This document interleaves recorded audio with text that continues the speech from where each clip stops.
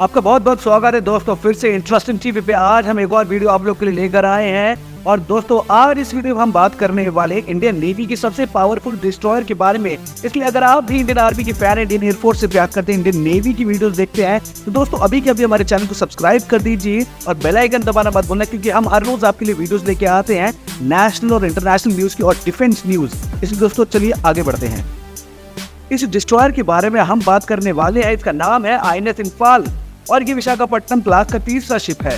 ये बात आप सभी जानते हैं कि विशाखापट्टनम क्लास इंडिया की सबसे advance stealth guided missile destroyer class है और इस क्लास में 4 शिप्स बनाए जा रहे हैं। ये guided missile destroyers Mazagon dock limited द्वारा बनाए जा रहे हैं और इंडिजीनियस तरीके से बनाए जाने वाले ये शिप सीरीज इंप्रूवमेंट के साथ में आते हैं, यानी कि सेम क्लास में हर एक शिप पिछले शिप से थोड़ा बेहतर होता है क्योंकि उसको फर्दर ऑप्टिमाइज किया जा चुका होता है। लेकिन ये चीज भी हम सभी जानते हैं कि इंडियन नेवी की तरफ से जो शिप्स बनाए जा रहे हैं उनका इंडियन ओशन रीजन में पोटेंशियल चैलेंजर है वो चाइना है। और अगर आप चाइनीज शिप्स के साथ इनको कंपेयर करेंगे तो कहीं जाकर हम लोगों को कॉन्टेक्स्ट मिलता है कि ये शिप कितने केपेबल हैं। देखिए INS इंफाल 7,400 टन डिस्प्लेसमेंट वाला शिप है और अगर इसको चाइनीज शिप के साथ कंपेयर करेंगे तो आप कह सकते हैं कि टाइप 52 कैटेगरी का गाइडेड मिसाइल डिस्ट्रॉयर है।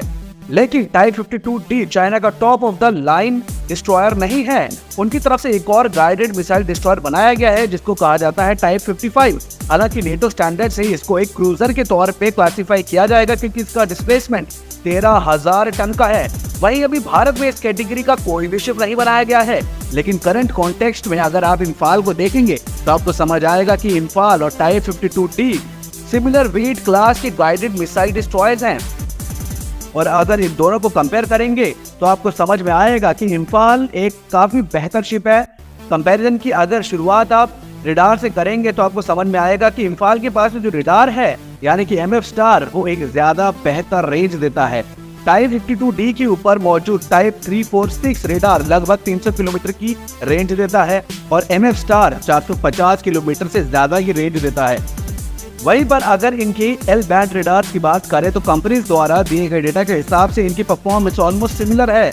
लेकिन अगर वेपन कैरिंग कैपेसिटी की बात की जाए तो टाइप 52D में 64 सेल्स वाले वर्टिकल लॉन्च सिस्टम लगाए गए हैं, यानी 64 मिसाइल कैरी कर सकते हैं। वहीं इंफाल में 48 मिसाइल सिस्टम कैरी किए जा सकते हैं, यानी कि अगर आप नंबर को ही देखें बस तो इंफाल में कम मिसाइल सिस्टम्स हैं। लेकिन यहाँ पर आपको 2 चीजें समझने की बहुत जरूरत है दोस्तों।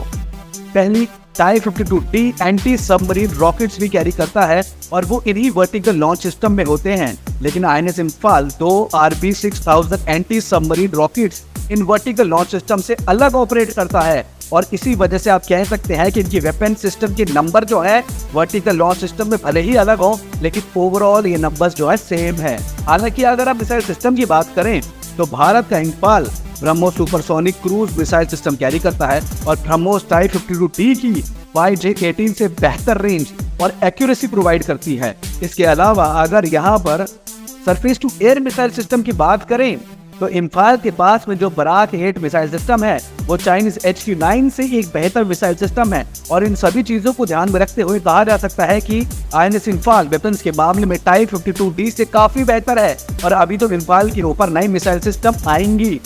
वैसे यहाँ पर एक चीज एक्नॉलेज करने की आवश्यकता है कि टाइप 52D के पास में जो क्लोजल वेपन सिस्टम है यानी कि टाइप 730 सीवे वो एक 630 से बेहतर सिस्टम है।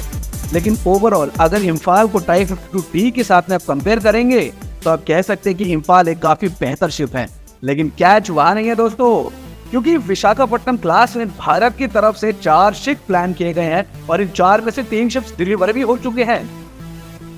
इस क्लास का चौथा शिप अगले साल भारतीय नौसेना को मिल भी जाएगा। लेकिन अगर आप टाइप 52D की बात करें तो ऑलरेडी PLA नेवी के पास में 25 शिप्स एक्टिव हैं और 6 शिप्स इस समय बनाए भी जा रहे हैं। यानी PLA के पास ना ही केवल टनेज है बल्कि नंबर भी है और प्रैक्टिकली यही सबसे बड़ा इशू है।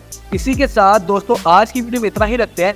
लेकिन आप दिल से बताना, एक तो आपको थैंक यू बोलना चाहूंगा क्योंकि आप हमारी वीडियोस को इतना प्यार देते हैं और थैंक यू दोस्तों वीडियो में एंड तक बरकरार रहने के लिए, जो दिखाता है कि आप सच्चे देशभक्त हैं, सचमुच में इंडियन आर्मी और हमारे सोल्जर से प्रेम करते हैं। लेकिन दोस्तों जो शिप के बारे में हमने आपको इन्फॉर्मेशन दी है कमेंट बॉक्स में बताइए कि आपको कैसा लगा, क्योंकि दोस्तों आपके जो कमेंट्स हैं हमें लगता है आप हमसे बातें कर रहे हैं और आप हमें सलाह दे रहे हैं दोस्तों। इसलिए बताइए कि आपको वीडियो कैसी लगी, क्योंकि हम बहुत रिसर्च करके आपके लिए वीडियो बनाते हैं बहुत मेहनत से, और आप कमेंट करेंगे तो हमें दिल से खुशी मिलती है। और दोस्तों अगर आपको वीडियो अच्छी लगी तो प्लीज सब्सक्राइब द चैनल और बेल आइकन दबाना मत भूलना। और दोस्तों अपने दोस्तों के साथ ये वीडियो शेयर कीजिए व्हाट्सएप ग्रुप्स पे, इंस्टाग्राम पे, ट्विटर पे, फेसबुक पे, यूट्यूब चैनल पे, और अपने दोस्तों घर वालों के साथ, ताकि हर एक व्यक्ति को, हर एक सिटीजन को ये जानने का अधिकार है, राइट है, हर सिटीजन का राइट है कि उसे सारी इन्फॉर्मेशन अपने देश के बारे में, अपने देश की सारी नीतियों के बारे में, अपनी सरकार के बारे में, अपनी आर्मी के बारे में, अपनी नेवी के बारे में, अपनी एयरफोर्स के बारे में समय पे मिलती रहे और वो एक अपडेटेड इंसान बने। फिर मिलेंगे दोस्तों एक और नई वीडियो में, तब तक के लिए धन्यवाद। जय हिंद।